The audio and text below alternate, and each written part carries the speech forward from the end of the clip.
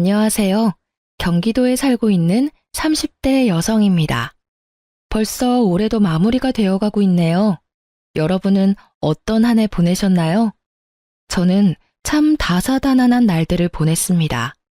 사실 올해 중 제가 가장 잘한 일이 다름 아닌 이혼이라서 조금 멋쩍기도 합니다.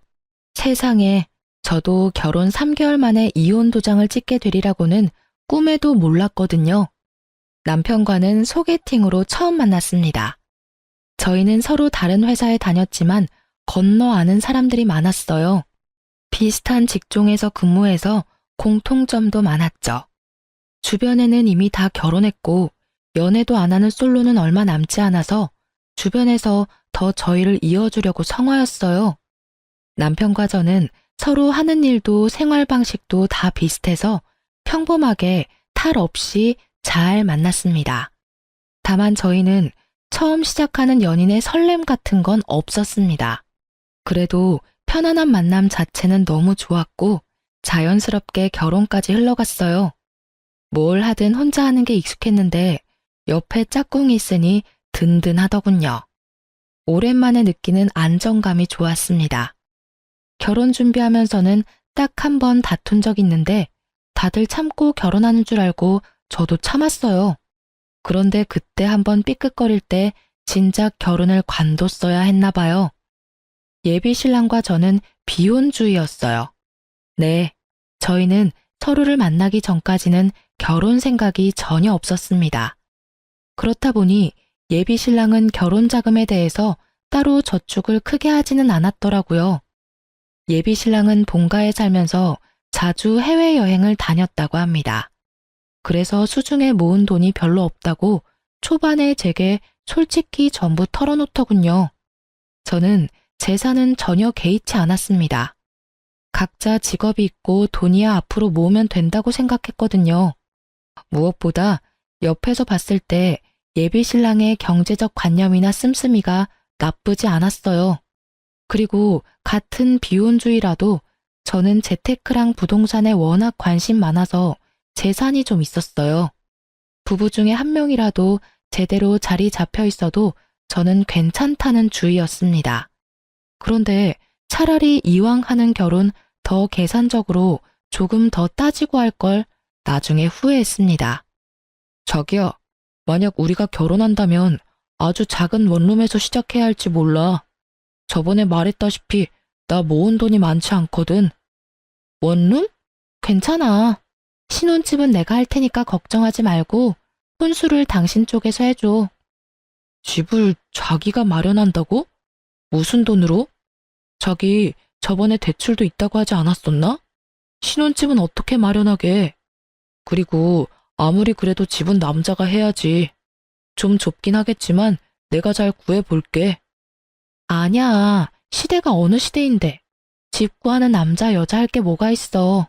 그냥 집은 내가 하게 해줘. 나 지금 살고 있는 집 전세라서 돈 묶여 있잖아. 그걸로 우리 신혼집 마련하면 돼.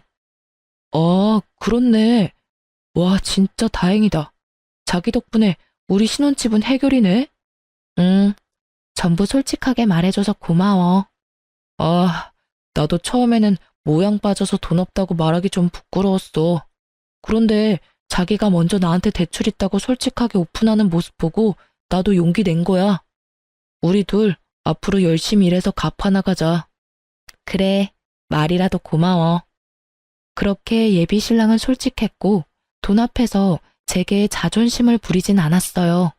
그런데 사람이 좀 선택적으로 솔직하더라고요. 그놈은 정작 중요한 문제를 제게 사실대로 말하지 않았었습니다. 부모님이 이혼하고부터는 할머니 손에서 쭉 자란 저는 아예 부모와 연을 끊고 사는 고아였습니다. 할머니도 돌아가셔서 제게는 이렇다 할 친정 식구가 없었거든요. 하지만 예비 시댁에서는 그런 걸로는 문제 삼지는 않더군요. 오히려 그땐 잘 컸다고 제게 칭찬했어요. 상진이한테 들었다. 신혼집은 새애기 너가 해온다고? 네, 아버님, 제가 신혼집 해오고 이 사람이 혼수 마련하기로 했어요. 상진이 넌 아무리 그래도 그렇지. 여자한테 집을 해오게 만들면 어떡해? 사내 녀석이 모양 빠지게. 여보, 좋은 날 또 왜 그래요?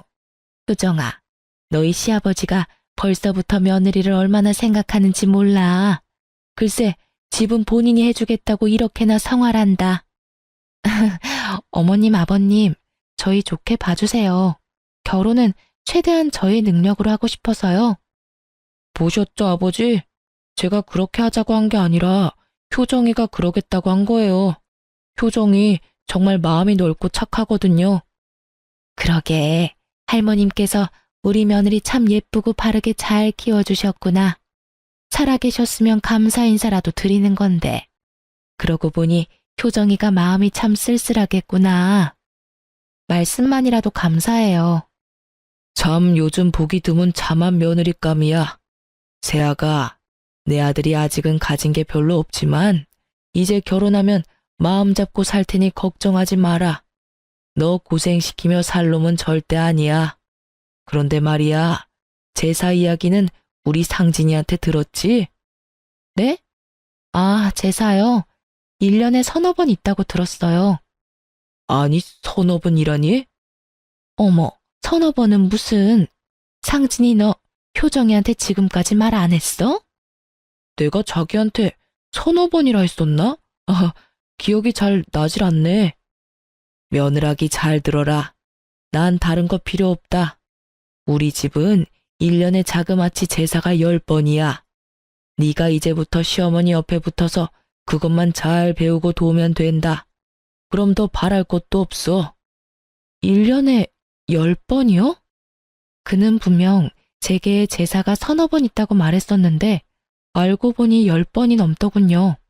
서너 번은 어떻게 잘 넘길 수 있다지만요. 맞벌이 하면서 10번씩이나 제사에 제가 참여해야 한다는 사실에 처음엔 머리가 어질했습니다. 당신 왜 제일 중요한 말을 숨겼어? 내가 뭘? 제사 말이야. 1년에 10번은 넘게 하는데 10번 정도는 꼭 내가 도와줘야 한다잖아. 숨기다니 정확하게 말 못해준 것 뿐이지. 숨긴 건 아니야. 그리고 며느리로서 시댁 제사 참여하는 건 당연한 거지. 뭐? 이렇게 중요한 건 나한테 미리 말해줬어야지. 미리 말해줬으면 뭐 결혼 안 한다고 프로포즈 거절이라도 하게. 뭐? 지금 그런 말이 아니잖아. 제사 지내는 거 미디어에서 별일인 양 떠들어대는데 사실 진짜 별거 아니야. 다 같이 준비하는데 힘들 게 뭐 있어? 자기 좀 의외다. 거짓말은 못하는 사람인 줄 알았는데 모든 부분에서 솔직한 건 아니구나. 뭐? 너 은근히 기분 나쁘게 얘기한다. 너야말로 섭섭하게 왜 자꾸 나를 나쁜 사람인 것처럼 말해. 제사가 그렇게 하기 싫어?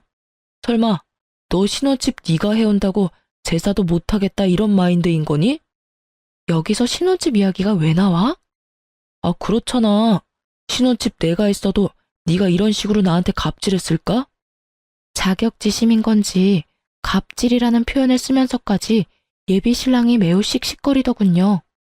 여러분이 보기에도 집 해오는 조건으로 제가 갑질하는 걸로 보이시나요? 방귀 낀 놈이 성낸다고 저는 너무 어이가 없었습니다.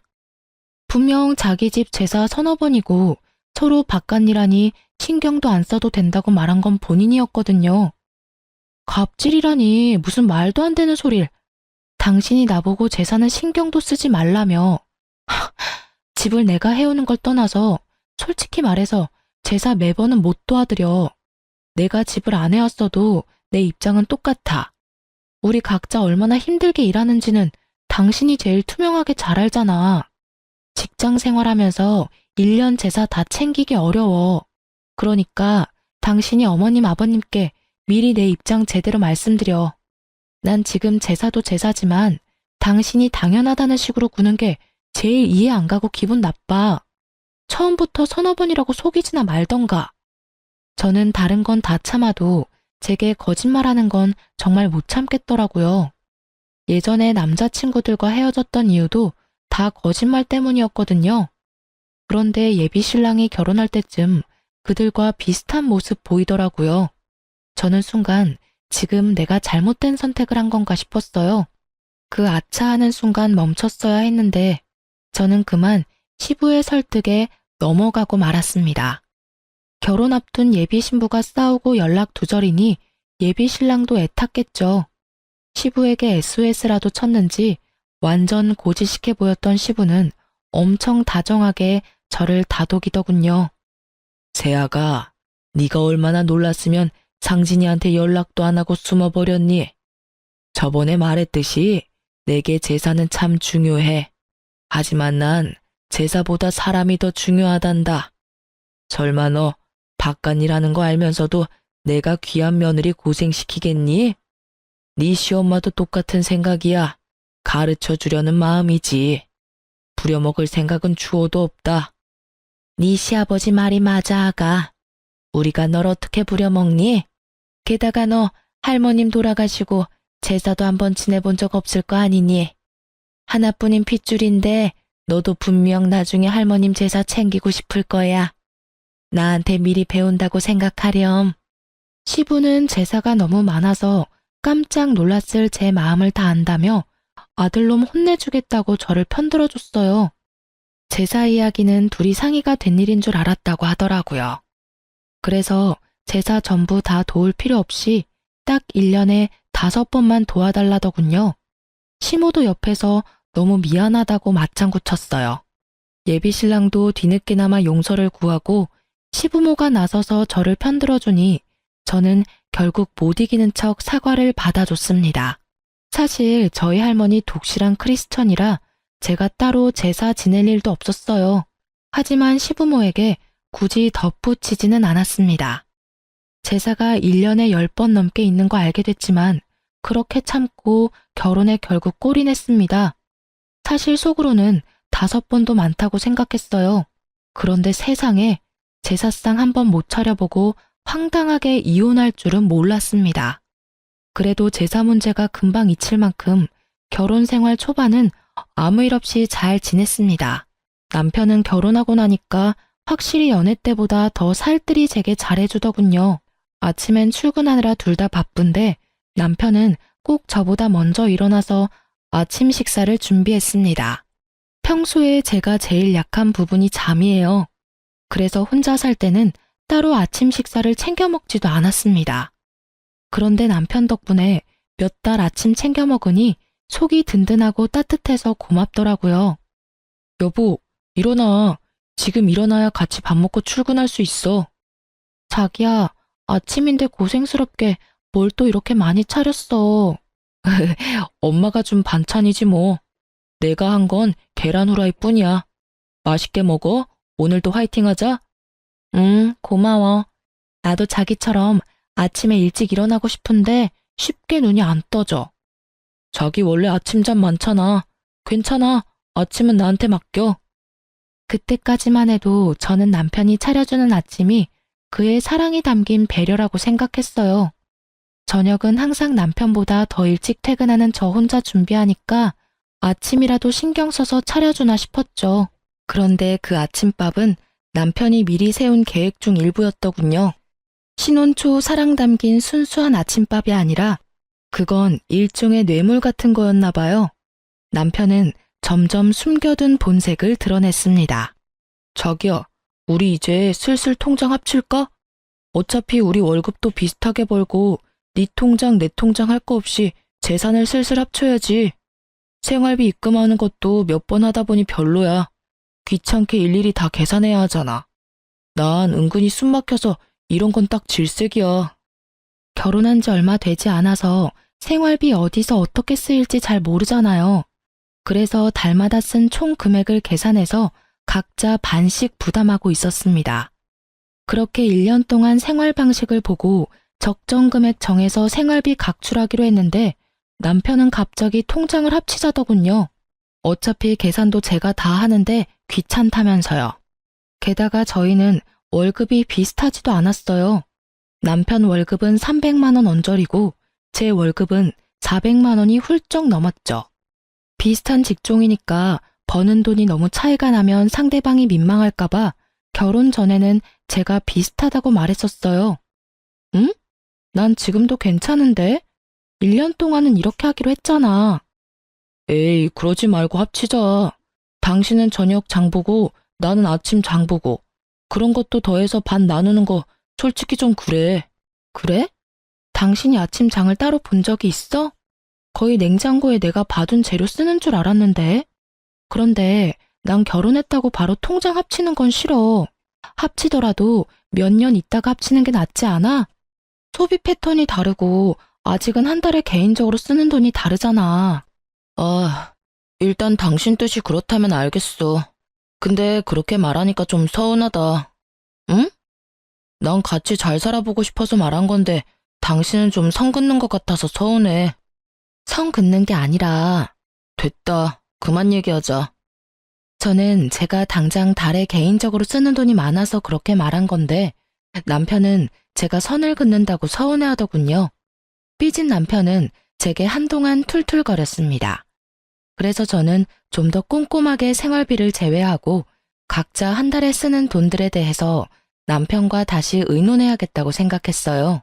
각 잡고 이야기하는 것보다 자연스럽게 아침 식사를 같이 준비하면서 얘기를 꺼내는 건 어떨까 싶어 저는 평소보다 일찍 일어났어요.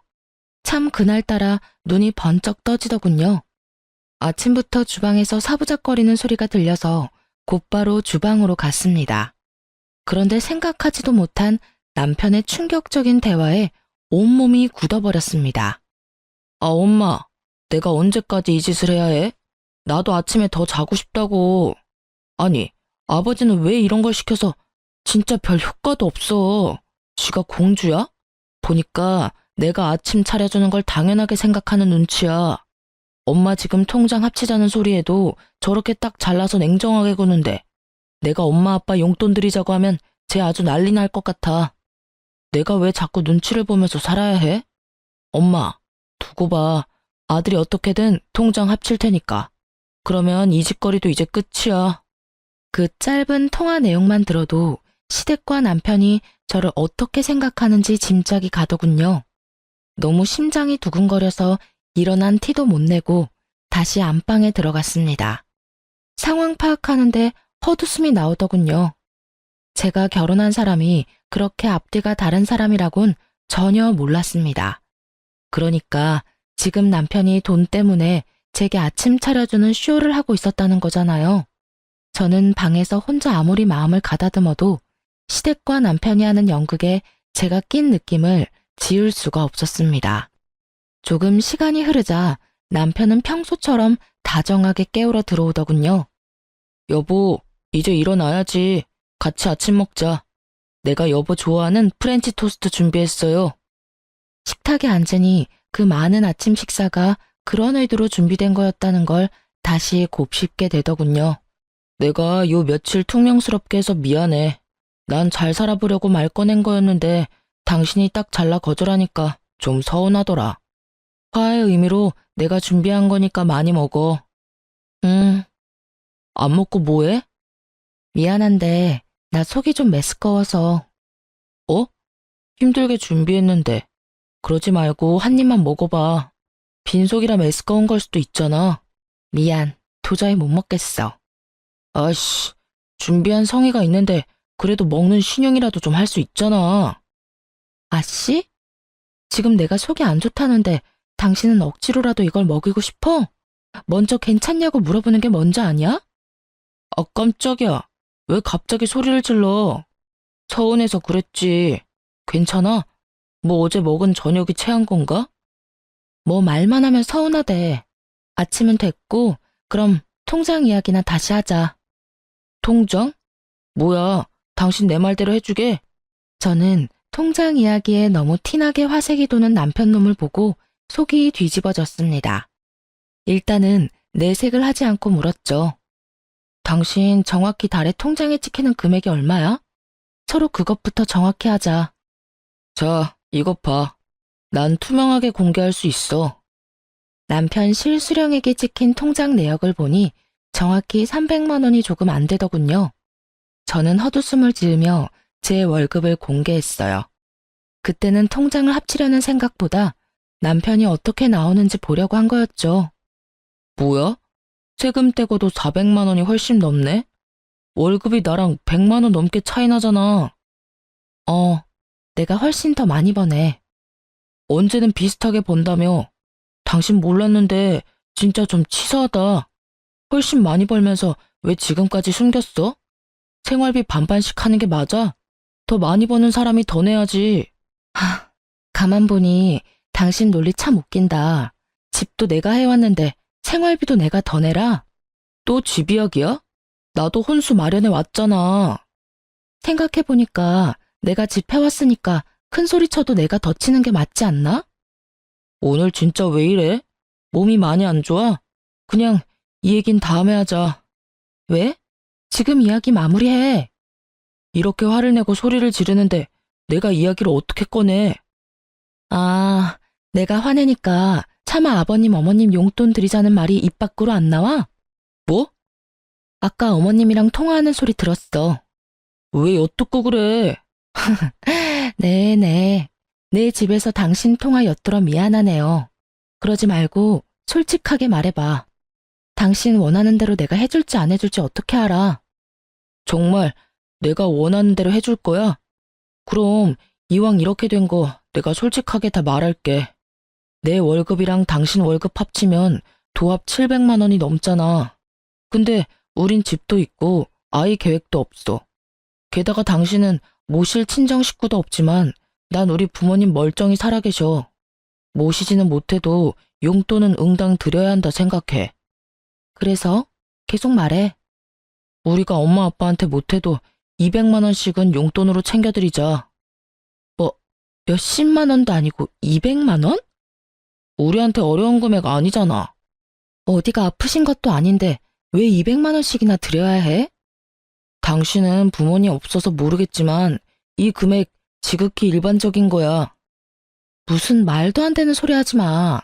200만 원씩 달마다 드리면 당신이랑 내 노후는 누가 책임져 주는데? 겉 더럽게 계산적으로 구네. 우리 부모님 돌아가시면 단 얼마라도 남겨주시겠지. 못해.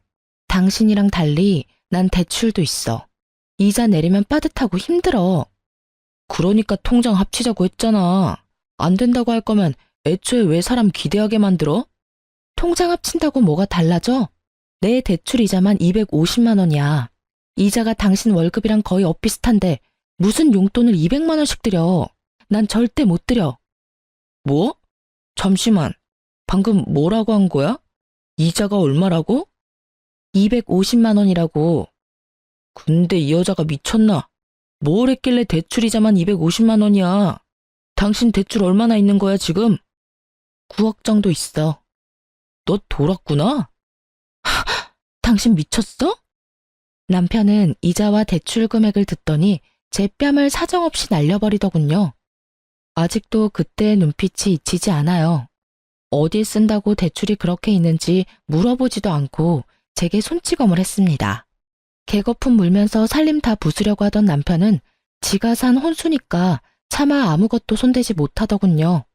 뺨도 맞고 그 찌질함을 계속 지켜보는데 정신이 확 들더라고요. 이건 명백히 사기 결혼이야. 어디 감히 그 큰 대출을 숨기고 결혼할 생각을 해? 너 겉으로는 멀쩡해 보였는데 완전 속빈 강정이었구나. 그 나이까지 결혼 못한 이유가 따로 있었어.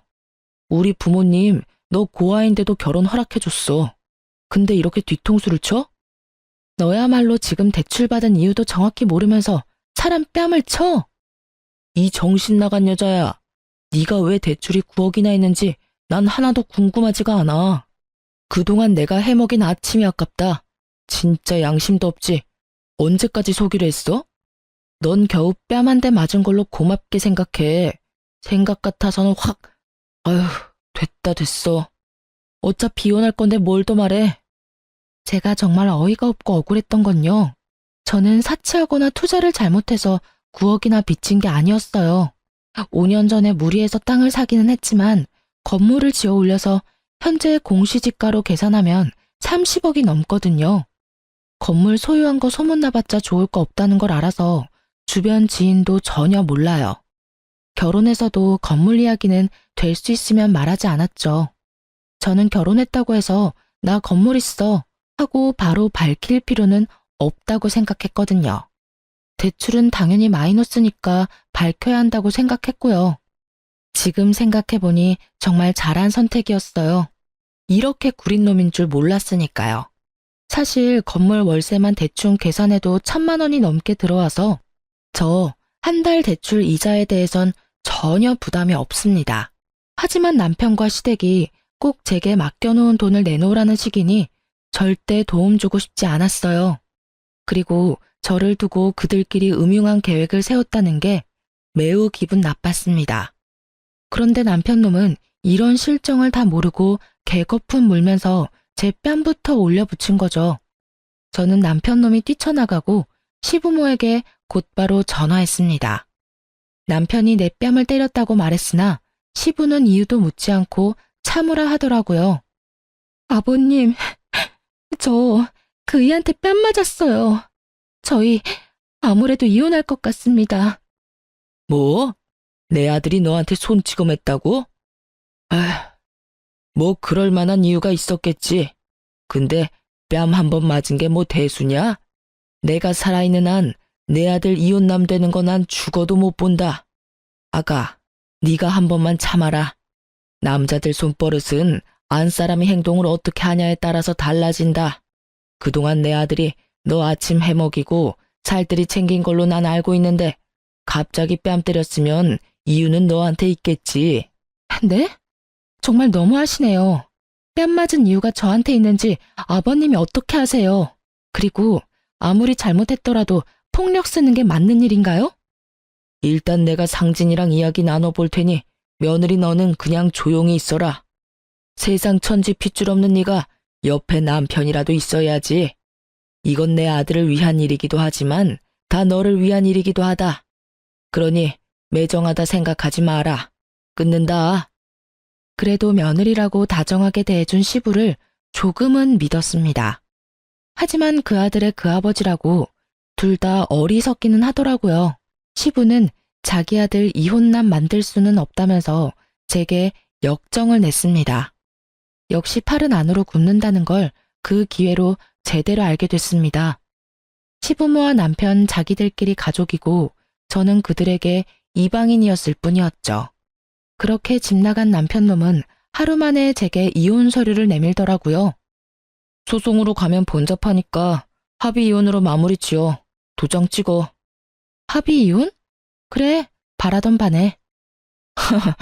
순순히 이혼해준다니까 더 놀랍다. 너 9억 대출 있는 거 설마 이혼하고 나서 나한테 조금이라도 책임 넘기려는 건 아니지? 뭐? 혹시나 해서 이혼한 친구놈한테 내가 물어봤어. 잘못하면 내가 네 빚까지 갚아야 할 수도 있다더라. 그러니까 네 재산 한 푼도 나한테 넘어오지 않도록 재산 분할 포기각 썼어. 내가 이런 것도 안 알아봤을까 봐? 남편놈은 자기 복 자기가 찬 줄도 모르고 제게 각서까지 쓰게 하더군요.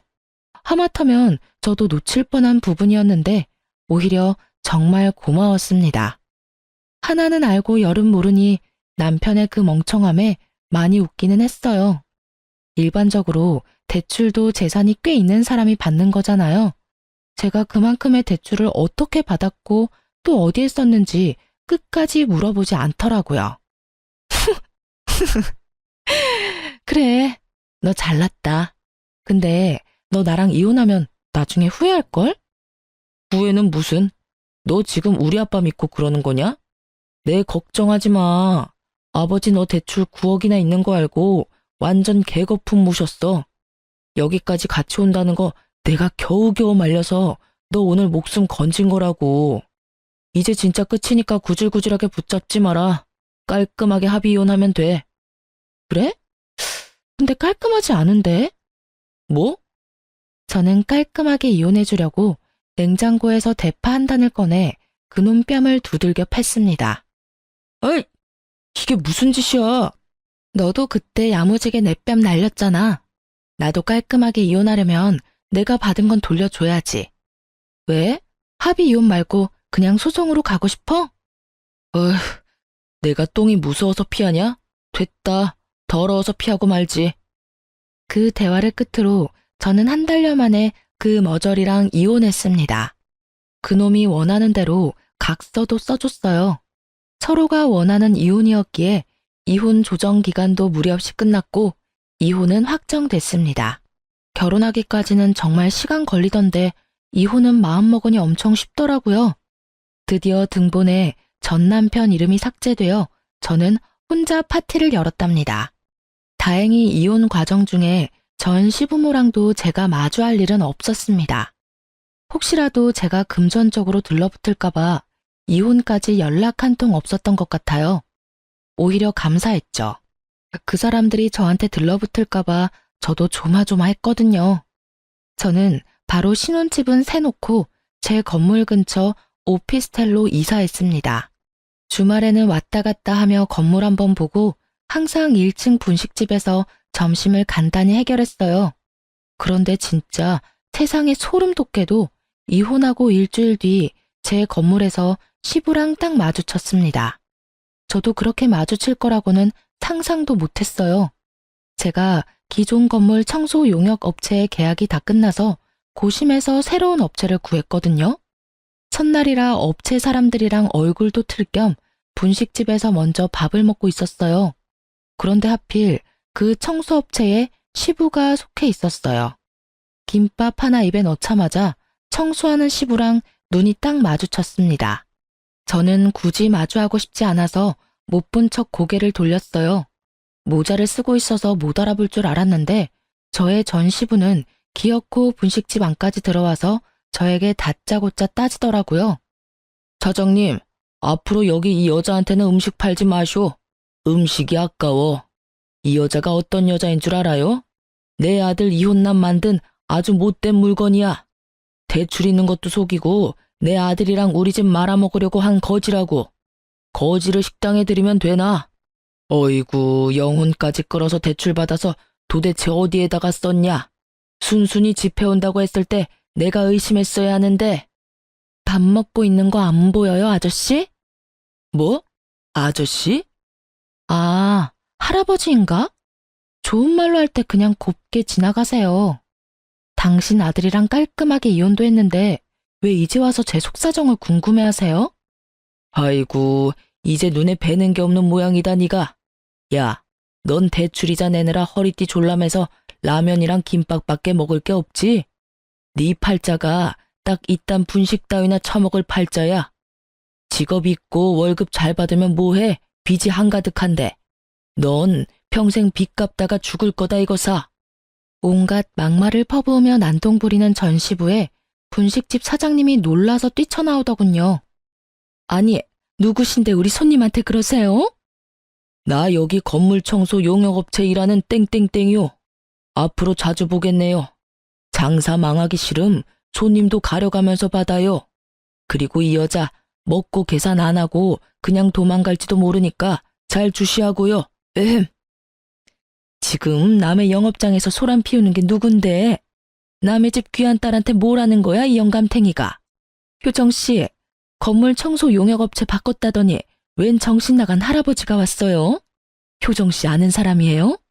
워낙 분식집 사장님이랑 친하게 지내서 아주머니가 더 큰 소리로 으름장을 놓자 전 시부는 당황해하더군요. 참나, 아줌마가 이 여자 엄마라도 돼요? 엄마 딸 관계는 아니지만 이분이 보기 드문 착한 건물주네요. 월세도 시세보다 낮게 받으시고 얼마나 좋은 사람인데 당신이 뭐라고 이렇게 막말을 퍼부어대? 그것도 밥 먹고 있는 사람한테. 밥 먹을 때는 개도 안 건드려. 뭐라고요? 이분이 당신 업체 고용한 이 건물 건물주잖아요. 아저씨 겉도 모르고 막말 퍼부었어요? 당신이 말하는 지금 영끌러인가 뭔가 영혼 끌어서 대출받는 요즘 젊은이가 아니라 오래전에 이미 자수성가해서 이렇게 비싼 건물 소유한 멋진 신여성이라고요. 아가, 이게 다 사실이냐? 아가라뇨. 소름 돋으니까 그렇게 부르지 마세요.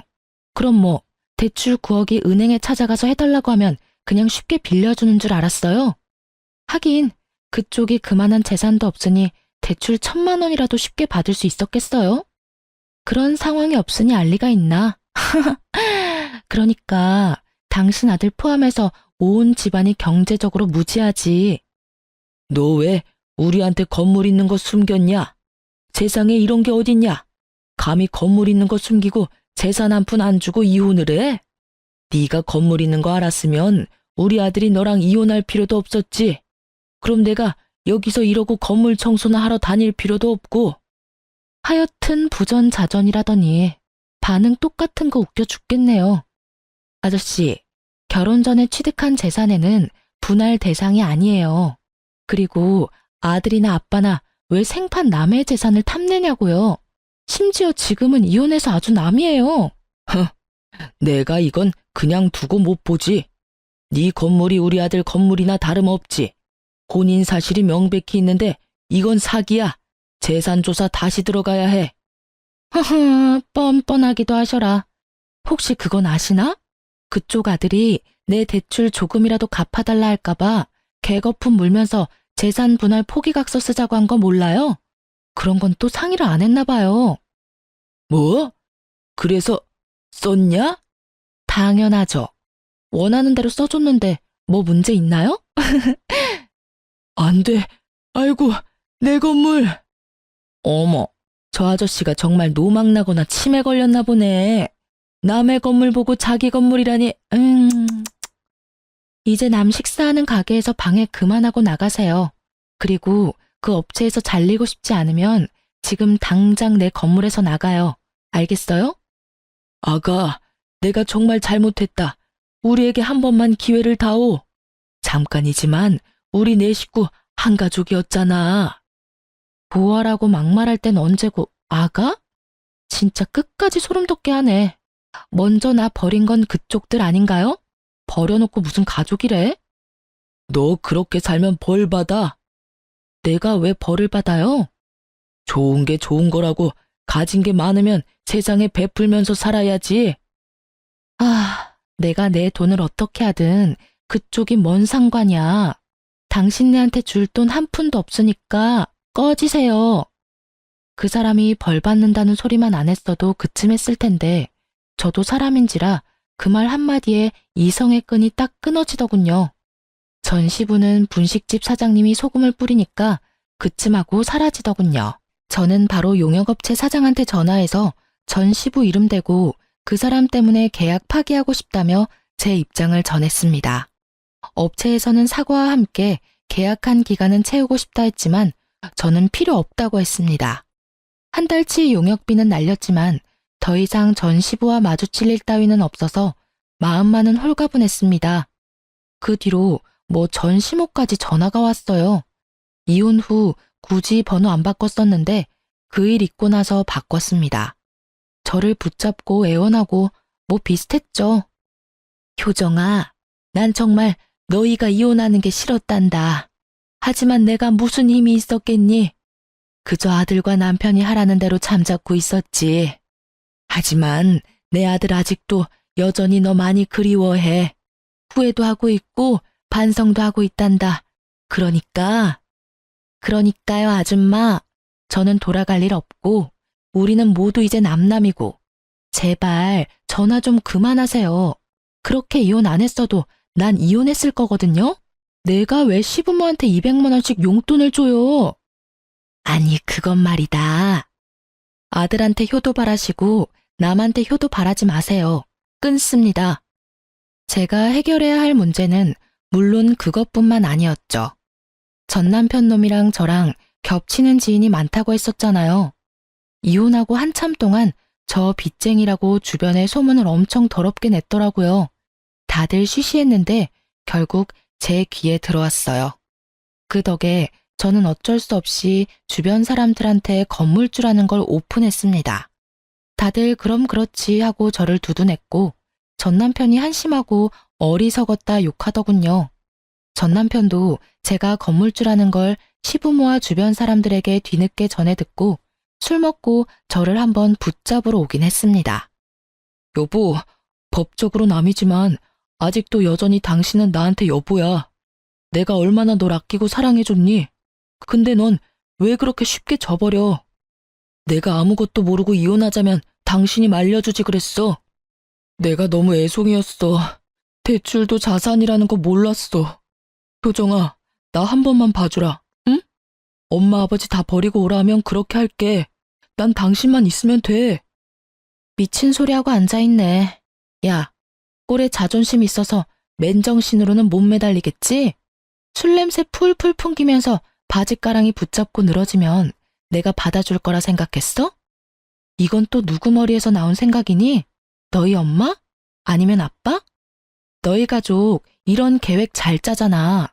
아, 소름 돋아. 이혼해줘서 다시 한번 정말 고맙다. 비꼬지 말고 내 진심 좀 알아주라. 진심? 그럼 내가 마지막으로 기회 줘볼게. 너 9억 있어? 내 대출 네가 다 갚아주면 네 진심 생각은 해볼게. 뭐? 내가 9억이 어딨어. 당장 9천만 원도 없는데. 그러니까 이 거지야. 그 나이 먹고 땡전 한 푼 없는 너랑 결혼해줬으면 감사합니다 했어야지.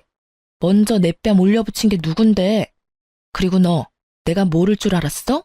사람들한테 내 이미지 바닥으로 추락시켜놓고 이렇게 매달리는 거 양심 안 찔려? 추악하다 정말. 추잡스러워 정말. 그게 할 말 없지?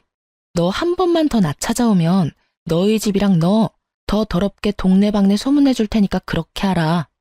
얼굴 들고 살고 싶으면 똑바로 살라고. 전 남편은 제 바짓가랑이를 잡고 늘어지다가 제가 악에 받친 모습을 보고 놀라서 도망가더군요. 저도 더 독하게 굴어야 더 이상 제게 들러붙지 않는다는 걸 깨달았어요. 그리고 곧바로 접근금지 신청도 했습니다. 혹시 몰라서 전 남편이 제 재산을 노리고 스토킹한다고 경찰에 신고도 당연히 했습니다. 그렇게 다 조치를 취하자 더 이상 그놈과 그 식구들은 제 앞에 모습을 나타내지 않았어요. 그렇게 겨우 질긴 인연 끊어냈습니다. 주변에 안 좋게 났던 제 소문들도 잠잠해지고 역으로 전 남편의 평판이 안 좋아지더군요. 다 자업자득이라 생각합니다. 시부는 그 청소 용역업체에서 바로 잘렸다고 합니다.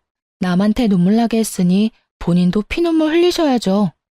여러분, 만약 제게 그렇다 할 가족이 있었으면 그 인간들이 제게 함부로 안 했을까요? 만일 제가 대출이 없었다면, 그리고 건물이 있다는 걸 미리 알게 되었다면 생활비 200만 원이 아니라 저의 건물 월세를 자기들 달라고 할 게 분명해 보였어요. 전 시부모는 애 안 낳아도 상관없다더니 본인들 부양하기를 바랬던 거예요. 전 남편 역시 대리 효도를 바랬고요. 지금 생각해보니 잘못된 결혼 빠르게 이혼할 수 있었던 것도 다 하늘에서 저희 할머니가 도와주신 게 아닌가 싶습니다. 저는 겉으로는 아무렇지 않은 척하고 센 척했지만 이혼의 아픔은 꽤 길었습니다. 내가 모자라고 세상에 피부치 없어서 이런 서름 겪는 거란 생각도 들더군요. 건물이 있어도 월세가 들어와도 제 편이 없다는 사실에 마음은 허했습니다. 언젠가 저도 진짜 짝을 만날 수 있을까요? 이제 함부로 사람을 못 믿겠습니다. 물론 세상에 이런 사람들만 존재하지 않는다는 거 잘 알고 있어요. 하지만 지금까지 어떻게 씩씩하게 살아왔나 싶을 정도로 앞으로 살 날이 조금 두렵기는 하네요. 저는 현재 휴직계를 내고 잠시 쉬고 있습니다. 몸 건강도 마음 건강도 회복해서 얼른 밝은 모습 되찾으려고요. 여러분께서 응원해 주신다면 그 힘 감사히 받겠습니다. 그럼 지금까지 제 긴 사연 함께 들어주셔서 정말 감사합니다.